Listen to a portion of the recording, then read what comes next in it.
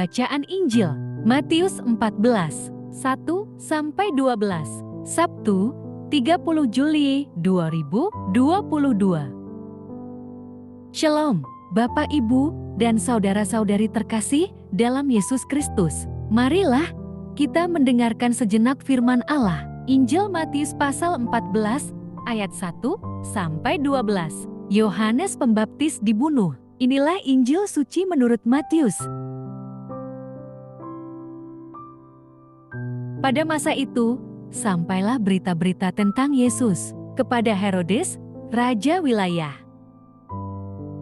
Lalu ia berkata kepada pegawai-pegawainya, "Inilah Yohanes Pembaptis. Ia sudah bangkit dari antara orang mati, dan itulah sebabnya kuasa-kuasa itu bekerja di dalamnya." Sebab memang Herodes telah menyuruh menangkap Yohanes, membelenggunya, dan memenjarakannya. Berhubung dengan peristiwa Herodias, istri Filipus saudaranya.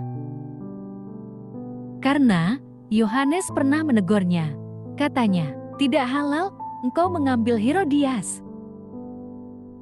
Herodes ingin membunuhnya, tetapi ia takut akan orang banyak yang memandang Yohanes sebagai nabi. Tetapi pada hari ulang tahun Herodes, menarilah anak perempuan Herodias di tengah-tengah mereka dan menyukakan hati Herodes, sehingga Herodes akan memberikan kepadanya apa saja yang dimintanya.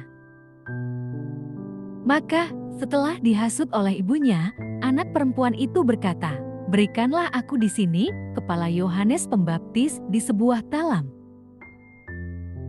Lalu sedihlah hati raja, tetapi karena sumpahnya dan karena tamu-tamunya diperintahkannya juga untuk memberikannya. Disuruhnya memenggal kepala Yohanes di penjara, dan kepala Yohanes itu pun dibawa orang di sebuah talam, lalu diberikan kepada gadis itu, dan ia membawanya kepada ibunya. Kemudian datanglah murid-murid Yohanes Pembaptis, mengambil mayatnya dan menguburkannya, lalu pergilah mereka memberitahukannya kepada Yesus. Amin. Demikianlah sabda Tuhan, terpujilah Kristus. Renungan Injil, berhati-hatilah. Bapak, Ibu, dan saudara-saudari dalam Kristus Yesus, setiap orang memiliki titik kelemahan yang berbeda-beda. Jika tidak hati-hati, kelemahan kita bisa dipakai siapapun untuk memenuhi keinginan pribadinya. Tanpa sadar, kita sudah terjebak, dan pada akhirnya kita tidak bisa mengelak.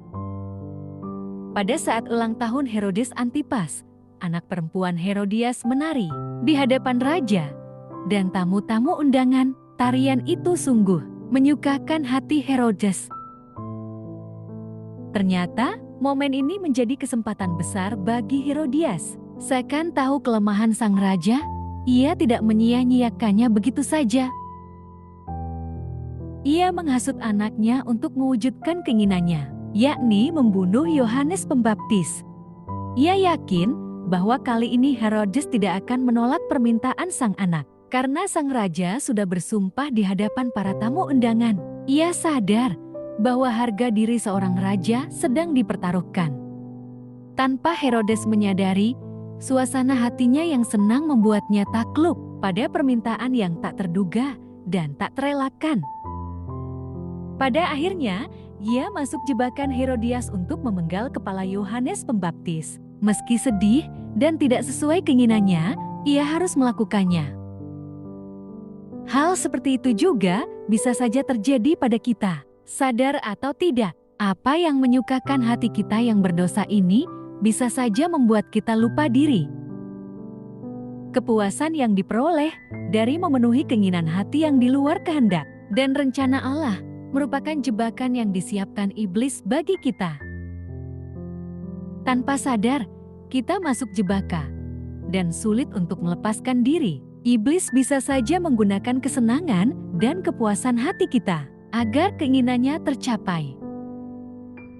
Jangan biarkan diri kita masuk jebakan iblis. Hidup di dalam Kristus adalah kunci satu-satunya.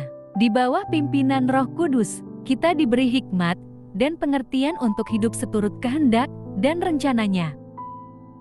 Jadi, kita tidak mudah masuk jebakan iblis dengan kelemahan yang kita miliki. Mari kita belajar menyadari kelemahan diri serta melatih diri untuk merasakan penyertaan Allah setiap saat. Penyertaan Allah itu menjadi pengalaman konkret yang membenahi kualitas hidup kita. Amin.